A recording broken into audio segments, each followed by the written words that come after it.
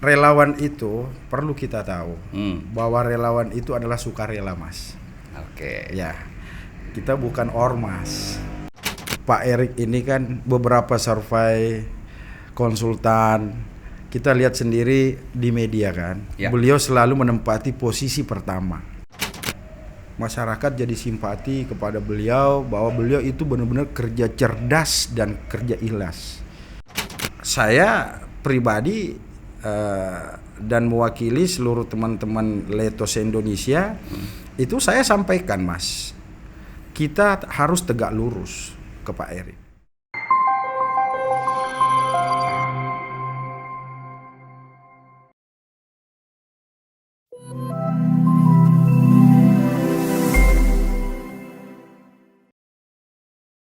Halo, assalamualaikum. Apa kabar sahabat IPOL? Senang saya Timur Arif kembali menyapa Anda dalam acara podcast Bincang si IPOL. Bicara berbagi info dan cerita yang sip dan pol, tentunya hanya di IPOL ID. Sahabat IPOL, tahun 2024 pemilu serentak dan terbesar akan dilaksanakan. Oktober sudah saatnya bakal calon wakil presiden dan presiden mempunyai tenggat waktu untuk mendaftarkan diri. Nah, lantas bagaimana nih peta perpolitikan kancah presiden dan wakil presiden? Telah hadir di studio kita Ketua DPP Loyalis Erick Thohir Leto, Bung Ansar Ilo. Apa kabar Bung Ansar? Alhamdulillah baik. Sehat ya? Sehat. Ini masih dalam suasana lebaran, kita mohon maaf lahir batin dulu nih Bang Ansar. Ya, makasih. Mohon maaf lahir batin. Oke, baik. Sahabat IPOL, sebelum kita lanjutkan lebih jauh, kita ikuti dulu cuplikan video tentang Leto yang satu ini.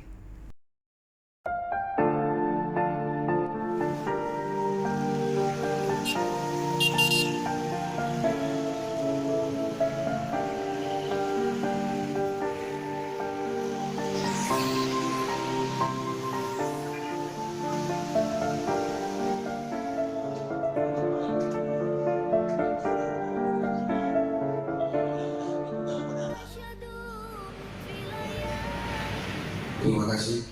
Assalamualaikum warahmatullahi wabarakatuh. Pertama-tama saya berterima kasih atas panti asuhan Putra Nusa, Yayasan Putra Nusa.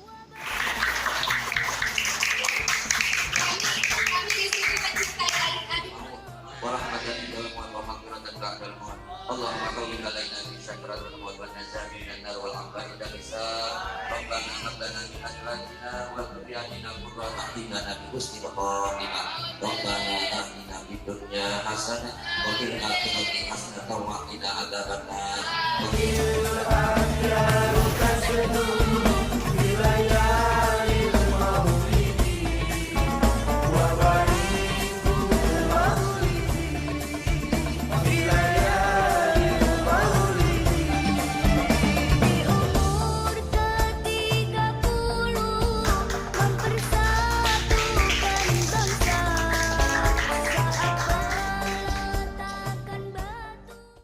Kita semua, sehingga pada hari ini dengan semangat juang yang tinggi, semangat kegotong royongan, kita semua para undangan, terkhusus keluarga besar simpatisan, pendukung dan loyalis Erick Thohir seluruh provinsi dari ujung Sumatera hingga Papua dapat berkumpul di tempat yang sangat representatif untuk kita melakukan ikhtiar hajatan besar kita bersama, yakni deklarasi nasional, deklarasi dan dukungan untuk Presiden 2024. Sebelum saya lanjut, izinkan saya selaku Ketua Umum mengucapkan selamat datang kepada seluruh relawan loyalis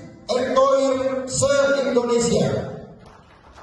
Ada yang datang dari ujung Merauke, saudara-saudara yang datang dari ujung Kupang dan Bima, dan keluarga kita dari Sumatera, Kalimantan, Bali dan Sulawesi, semua berkumpul dengan tujuan yang sama, mengawal jalannya pemerintahan Jokowi Amin dan demi kemajuan bangsa Indonesia yang lebih gemilang di masa yang akan datang.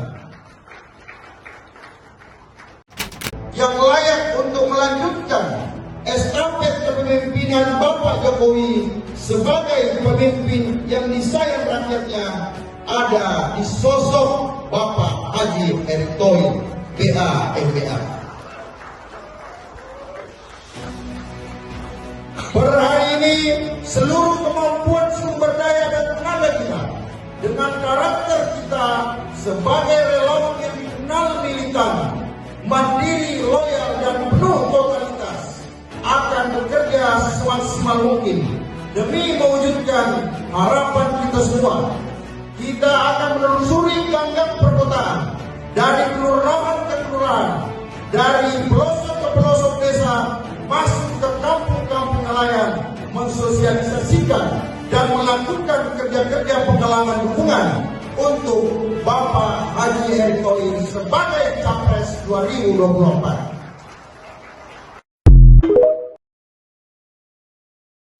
Kalau kita lihat dari sejarah bangsa kita, tahun 1928 juga, ketika kita mendeklarasikan kita satu berbahasa, satu bangsa, itu semua anak. Jadi penting sekali kemajuan sebuah bangsa, anak muda harus terus bergerak dan terus dalam arti belajar, karena penting sekali generasi muda Indonesia ini yang jumlahnya sangat banyak menjadi generasi yang produktif. Jadi kita harus hijrah. Oke sahabat Ipol, tadi kita sudah lihat bagaimana kiprah sosial dari Leto, dan saat ini kita sudah bersama Bung Ansar Ilo. Bung Ansar, Siap. Kalau kita lihat nih kegiatan-kegiatan Leto nggak melulu politik ya, banyak sosialnya juga nih. Kira-kira apalagi nih kegiatan Leto dan sebetulnya sejarahnya seperti apa sih Leto tuh? Iya, sejarah Leto ini kan sebenarnya panjang ini kalau aku cerita ya, tapi nggak apa-apa. Jadi Leto ini berdiri sejak 2019. Oke. Sejak Pilpres 2019, Leto ini adalah satu-satunya relawan Erick Thohir yang ikut mendukung Bapak Jokowi Amin sejak 2019. Dan Leto sudah terbentuk di 21 provinsi, Mas. Oke, jadi sudah banyak ya. Alhamdulillah sampai hari ini kita masih solid, konsisten mengawal Pak Erick Thohir dan terus tegak lurus kepada Pak Erick. Oke, Bang, kalau kita mencontek nih ke sebelah, kan banyak juga loyalis dari presiden-presiden atau tokoh-tokoh sebelumnya yang akhirnya banyak dituding hanya sebagai apa ya, mencari popularitas semata atau mungkin jadi kuda tunggangan semata nih atas popularitas calonnya. Nah, kalau Leto sendiri kira-kira nanti apa nih tujuan visi misinya itu seperti apa sih? Apakah cuma cukup menyukseskan Erick Thohir menjadi calon wakil presiden atau presiden, atau seperti apa, Bang? Ya, saya jelaskan dulu ya. Relawan itu perlu kita tahu bahwa relawan itu adalah sukarela, Mas. Oke. Ya, kita bukan ormas. Oke. Ya kan? Tapi tentu kita punya tujuan. Tujuan kita itu adalah bagaimana kita sebagai relawan, kecintaan kita kepada sosok misalnya calon pemimpin, seperti misalnya saat ini Leto mengidolakan Erick Thohir. Sejak 2019 itu Leto itu sudah mengidolakan Pak Erick, bahwa Pak Erick ini memang ke depan ini adalah calon pemimpin bangsa. Kita lihat dari track record seorang Pak Erick ini adalah seorang pengusaha muda yang sukses. Ya kan, kita sudah lihat semua dan kita bisa menyaksikan beliau pada saat beliau punya bola, ya kan. Terus beliau juga berhasil waktu itu sebagai ketua panitia. Oke, Inasgok ya, Asian Games. Asian Games. Nah, ada beberapa prestasi Pak Erick yang selama ini kawan-kawan Leto lihat, dan itulah yang membuat kami akhirnya jatuh cinta kepada sosok seorang Erick Thohir. Akhirnya kita bentuk Leto, loyalis Erick Thohir. Nah, itu 2019 kita udah bergerak, Mas. Alhamdulillah sampai hari ini kita solid dan tetap menjadi sukarelawan. menjadi sukarelawan. Tapi yakin nih Bang Ansar jadi sukarelawan doang, karena kan kalau kita lihat yang di sebelah tuh kita selalu dia ada pasti nanti terakhirnya kayak politik transaksional gitu. Kira-kira terhadap godaan-godaan seperti ini Leto gimana nih menanggapinya? Sampai hari ini Leto tetap konsisten bergerak secara ikhlas. Wah, mantul. Kenapa saya katakan seperti itu, Mas? Kita sudah lihat sejak 2019 kita bersama Pak Erik dan beliau jadi ketua TKN. Sampai hari ini Leto belum pernah minta apa-apa. Oke, itu track recordnya terbukti ya sahabat Ipol ya berarti. Sampai hari ini Leto belum pernah minta apa-apa karena kita memang bekerja secara ikhlas. Betul. Urusan masalah ada kepentingan apa segala macam, Mas. Bagi saya sebagai ketua umum, saya sampaikan kepada seluruh kawan-kawan pasukan Leto se-Indonesia. Kalau kita ikut terlibat dalam relawan, kita jangan bermimpi deh. Kalau memang kita mau jadi relawan, karena kalau kita jadi relawan, kita harus paham relawan itu apa. Ya sukarela. Oke. Kalau memang nasib kita ada dari Allah Subhanahu Wa Taala, ya kita juga nggak mungkin tolak kan? Ya kan. Siap. Kan ada pepatah kan mengatakan rezeki tidak bakal tertukar. Betul. Ya kan? Rezeki udah ditakar. Jadi ya udahlah, kawan-kawan yang mau berjuang sama-sama Leto ayo. Tapi saya nggak bisa menjanjikan apa-apa karena Leto ini adalah sukarelawan. Siap. Tapi yang menarik nih ternyata DPP sudah di mana-mana ya Bang ya. DPD ya. DPD-nya sudah ada di mana? Karena sudah ada 21 provinsi. 21. Karena gini Bang, kalau ngelihat dari contoh lah ya kita sebut relawan Jokowi ya, Jomania ya, Immanuel Ebenezer ya. Itu kan beliau banyak dituding oleh lawan-lawan politiknya itu sebagai orang yang cuma single fighter nih. Nah kalau Bang Ansar nih main sendiri atau bagaimana nih ke depannya tata organisasinya, kemudian kegiatan ke depannya itu seperti apa Bang? Jangan sampai nanti Abang dikira main sendirian nih, Superman, harusnya kan seperti Bang ya? Jadi gini Mas, relawan itu hampir semua sama loh pergerakannya. Jadi ketika kita mencalonkan seseorang, tentu itu tadi balik lagi sebagai relawan kita harus ikhlas menjadi sukarela. Kalau berbicara main sendiri, kita di Leto ini khusus internal Leto ini saya buka ruang lah buat kawan-kawan semua Leto untuk tetap konsisten bergerak. Dan kebanyakan kita kegiatan-kegiatan sosial di lapangan itu yang selalu saya minta kepada kawan-kawan Leto seluruh Indonesia yang sudah terbentuk, fokus ke kegiatan sosial aja dulu. Ya kan? Itu sejak 2019 kita bergerak di ikut berjuang Jokowi Amin, itu udah fokus ke sosial sampai hari ini. Nah, kalau hari ini kan kita bisa melihat bahwa sekarang udah mulai hangat-hangatnya pencalonannya Pilpres. Leto tahun lalu itu sempat mendeklarasikan Pak Erik di Surabaya. Itu sebagai capres.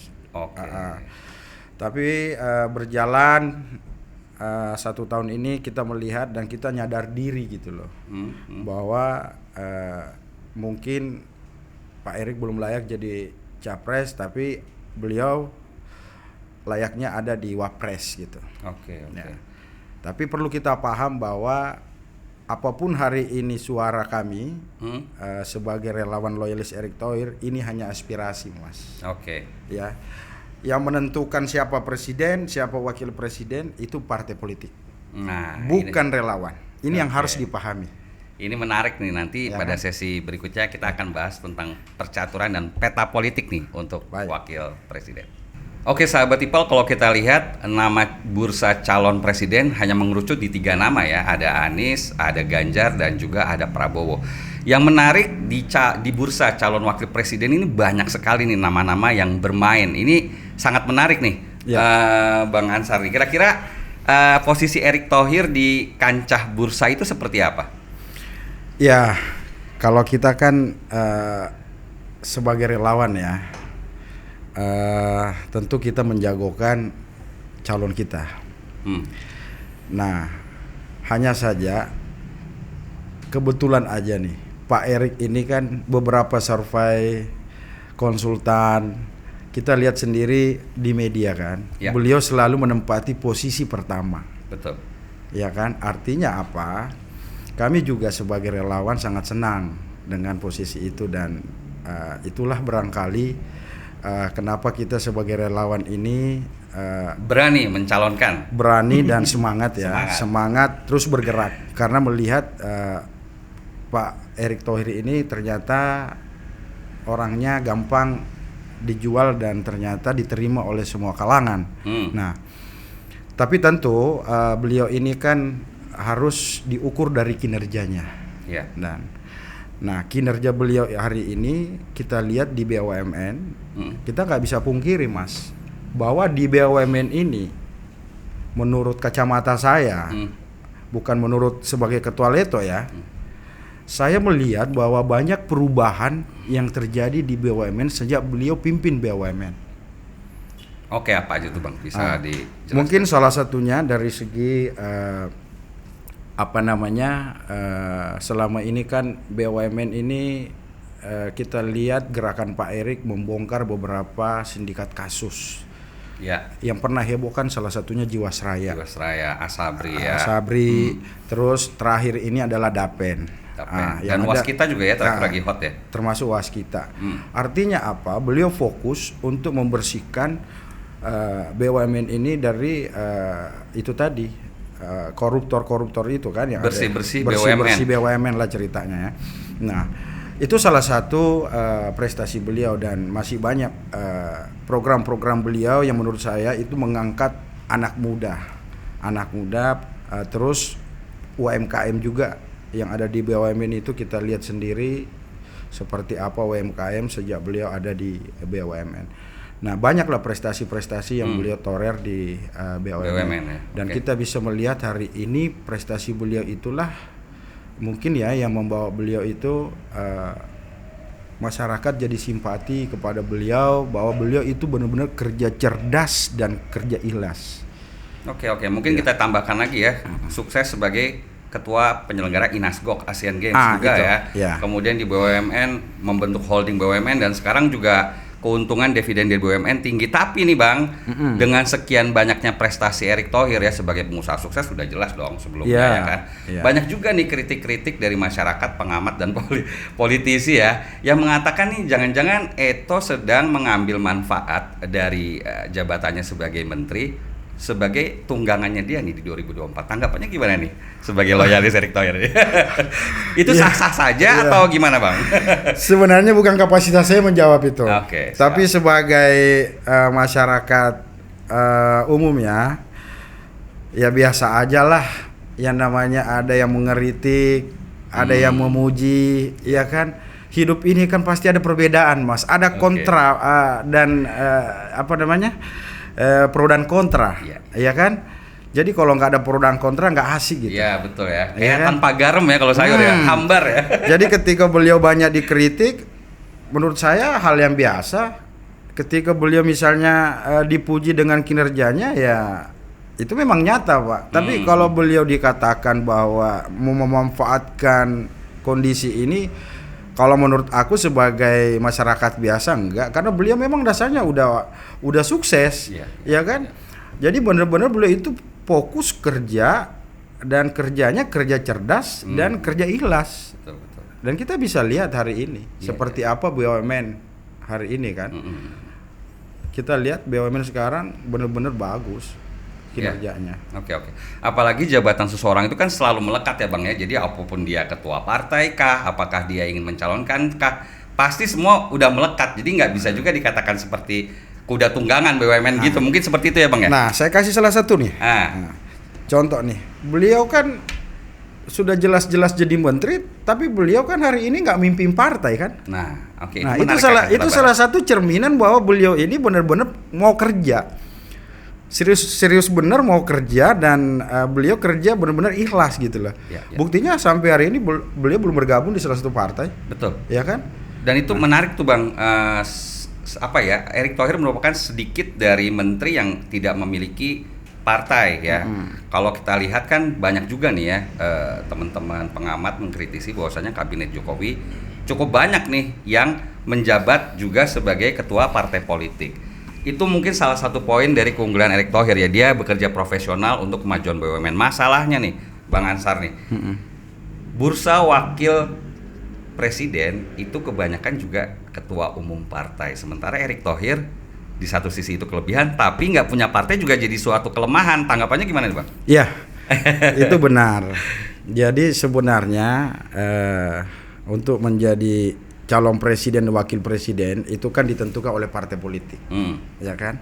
Makanya aku tadi bilang dari awal bahwa kita ini relawan hanya aspirasi, ya kan? Bukan relawan yang menentukan calon presiden dan wakil presiden. Kita hanya memberikan aspirasi aja. Aspirasi dan mendukung penuh dan apa mendukung penuh, iya kan? Apalagi kita ini loyalis dari sejak 2019 yang melekat dengan Pak Erick.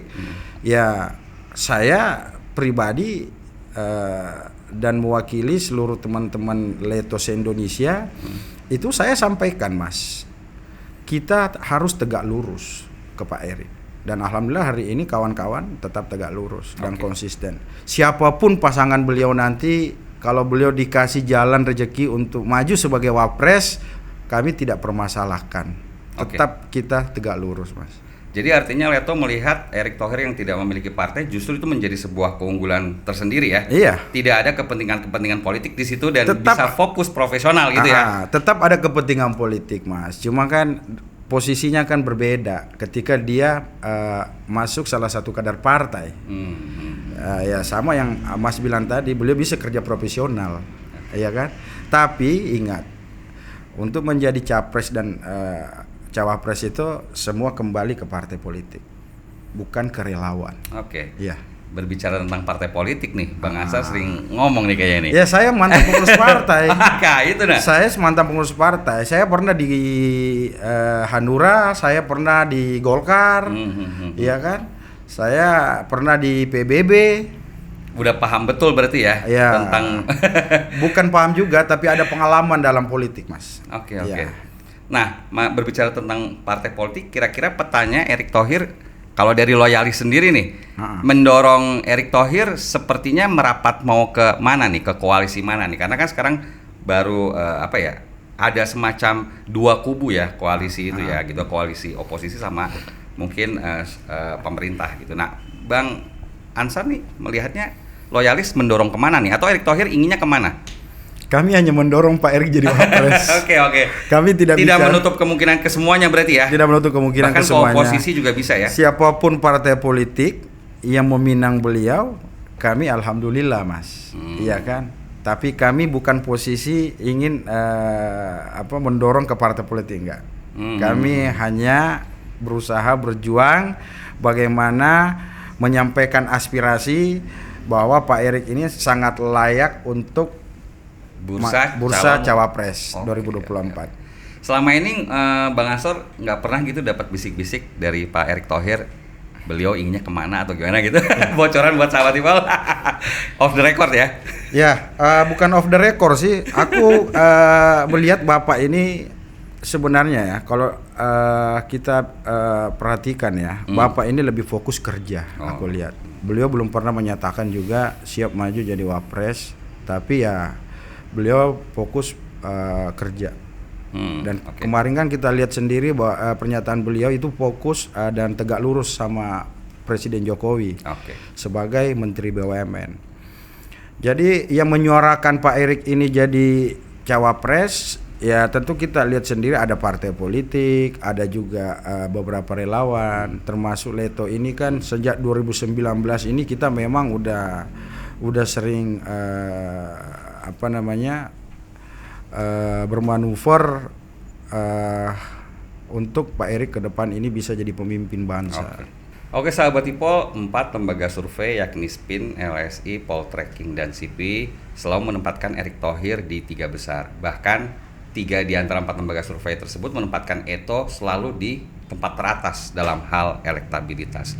Nah, Bang Ansar, kalau melihat popularitas dari Erick Thohir ini kan memang cukup menarik nih bagi calon presiden untuk ya dalam tanda kutip melamar ya. Iya. Tapi kalau kita lihat kenapa sih loyalis Erick Thohir ini saya lihat Leto selalu mendorong nih agar Pak Eto merapat ke kubu Prabowo. Apakah yang lain juga tertutup apa seperti apa?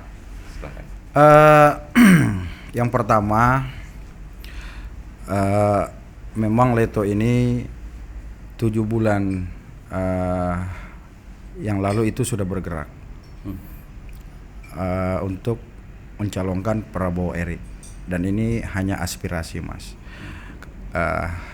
Kemudian saya sebagai ketua umum itu tentu berkoordinasi dulu ke seluruh kawan-kawan DPD tentang peluang-peluang Pak Erick bisa kita dorong menjadi calon wakil presiden dan siapa yang yang cocok untuk kita pasangkan gitu lah. Tapi kembali lagi bahwa relawan ini hanya menyampaikan aspirasi, bukan menentukan. Okay. Nah, kenapa kemudian kami ke Prabowo? Kami melihat bahwa ketika berpasangan dengan Prabowo ini sangat ideal. Pak Prabowo ini adalah seorang militer, dan Pak Erick sipil dan pengusaha. Pasangan sipil militer ini biasanya cocok ya, di tanah air. Kami melihat bahwa ketika pasangan ini dijodohkan, ini bisa menjadi pasangan ideal. Kita lihat Pak Prabowo sebagai ketua umum partai juga. Nah, kemudian beliau memimpin di kementeriannya di Menhan juga bisa menorehkan beberapa prestasi gitu loh. Nah, di situ kita jadikan tolak ukur juga beliau sebagai ketua partai, dan beliau bekerja ikhlas dengan bekerja cerdas juga selama ini, dan banyak prestasi-prestasi yang beliau torehkan selama di Menhan. Jadi sukses sebagai teknokrat juga ya, Pak sukses Prabowo sebagai teknokrat. Tapi sebenarnya yang paling penting adalah untuk memimpin bangsa ini harus punya ide, Mas. Ya kan? Dan kami melihat bahwa ide-ide cemerlang itu banyak dimiliki oleh Pak Prabowo. Sebagai negarawan yang begitu yang punya semangat, dan beliau ini adalah benar-benar yang menurut kacamata saya, beliau ini adalah sosok pemimpin bangsa yang layak pimpin bangsa ini, Pak Prabowo. Ya kan? Setelah Pak Jokowi nanti ini. Itu sih. Jadi Leto melihat Prabowo ini potensi besar yang paling cocok karena tadi ya berbagai macam kesuksesannya. Tapi menarik ya Bang Ansor bilang bahwasanya kita ini berlomba dalam hal gagasan. Karena kan selama ini Bang, kalau survei-survei, lembaga survei politik, kemudian para politisi, selalu mereka dialognya itu dalam hal tatanan elektabilitas, popularitas, hasil survei, tidak bertarung pada ide-ide atau gagasan. Nah, loyalis Erick Thohir sendiri melihat seorang Eto itu memiliki gagasan atau ide besar seperti apa sih untuk bangsa ke depan, biar bergaining posisinya beliau sebagai calon wakil presiden itu kuat. Yang Abang lihat apa nih dari Eto, gagasan atau idenya ke depan? Tentu kita sudah bisa melihat beliau ini sejak memimpin BUMN ini ada berbagai gebrakan-gebrakan yang beliau lakukan, dan gagasan-gagasan beliau kita juga bisa melihat beliau pada saat beliau memimpin ketua PSSI kan. Menarik kita tuh. bisa melihat. Tapi ya pada prinsipnya beliau ini adalah sosok muda yang punya ide-ide cemerlang lah untuk memimpin bangsa ini. Saya nggak bisa paparkan satu persatu karena kenapa? Kita sudah bisa melihat kinerja-kinerja Pak Erick selama ini, baik memimpin BUMN, kemudian memimpin PSSI seperti apa gitulah. Prestasi di BUMN kita nggak bisa ragukan lagi. Siap-siap nih, mudah-mudahan masih game saya sepak bola ya. Iya. Bisa ya. Pokoknya prestasi Erick Thohir emang oke, dan yang pasti satu dari loyalis Erick Thohir melihat kondisi ekonomi bangsa ini pasti akan oke kalau di tangan Pak Erick Thohir gitu ya. Iya, tentu kalau militer dengan sipil ini, apalagi beliau latar belakangnya seorang pengusaha, untuk segi ekonomi saya nggak meragukan beliau kalau beliau jadi wapres. Betul. Seperti itu, Mas. Kalau kita lihat dulu juga sebelumnya SBY memilih seorang Budiono, itu kan juga memilih seorang ekonom gitu ya Bang ya. Jadi kayaknya memang cocok sekali nih ya sipil militer kalau digabungin, apalagi latar belakang Erick Thohir pengusaha. Kita sukseskan Leto biar bisa mendorong cita-citanya merapat. Tapi apa? Tapi kami tetap tegak lurus sama Pak Erick. Siapapun pasangannya, kami tetap tegak lurus. Jadi Pak Ganjar juga bagus, Pak Anies juga bagus. Tapi kalau kita Leto pribadi, boleh memilih. Apalagi kita sudah buka-bukaan ya. Kami lebih memilih Pak Prabowo lah. Oke. Berdampingan dengan Pak Erick Thohir. Dan pilihan Leto sepertinya bukan asal juga ya. Mengingat tadi yang seperti kita bilang, presiden sebelumnya pun memilih pasangan racikan itu seperti itu ya Bang ya. Ada sipil militer, ada teknokrat juga ekonom gitu. Artinya pengusaha. Udah pas lah ya. Sebagai relawan kan hanya menyampaikan aspirasi Mas, ya kan. Yang menentukan nanti itu partai politik. Yang jelas menurut kajian kami di internal relawan Leto, Pak Prabowo lah yang cocok. Pak Prabowo yang cocok. Untuk berdampingan dengan Pak Erick. Oke. Untuk mewujudkan mimpi itu, kira-kira Leto nih, sekarang kita lihat organisasi Letonya sendiri nih, untuk memperkuat keorganisasian, event-event ke depan tuh seperti apa nih Bang? Atau kegiatan-kegiatan seperti ke depan tuh apa yang mau dilakukan Leto nih, penguatan internal di organisasi? Seperti biasa aja, Leto fokus di kegiatan sosial untuk saat ini. Adapun nanti pada saat menjelang Pilpres, tentu pergerakan kami itu ya bagaimana kita turun ke bawah, baik di tingkat RT RW itu mensosialisasikan figur kita. Tapi nanti kita lihat kalau memang Pak Erick maju, itu kita akan lakukan beberapa program-program yang akan kita sentuh langsung ke bawah, ya kan? Makanya, ke akar rumput langsung gitu ya. Akar rumput. Makanya kita doakan semoga Pak Erick Thohir ini bisa menjadi calon wakil presiden. Dan siapapun pasangannya tetap kita tegak lurus ke Pak Erick.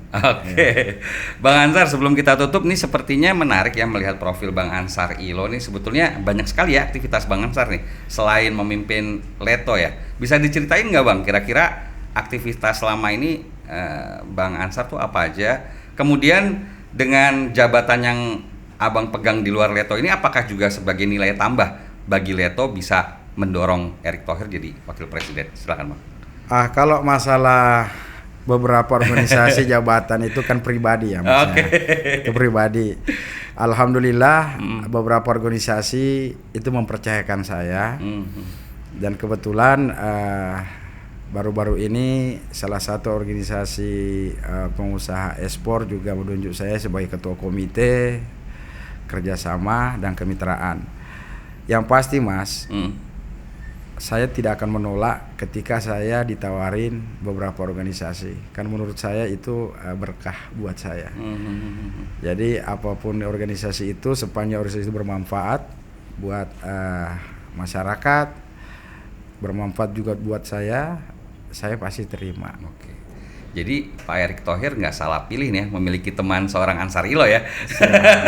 Karena latar belakangnya juga banyak memimpin organisasi untuk memajukan ekonomi bangsa nih ya Bang ya. Kebetulan saya juga sekjen di salah satu pengusaha Bugis Indonesia. Yang pasti Mas, kita syukuri aja lah. Bahagia itu kan sederhana. Ya kan?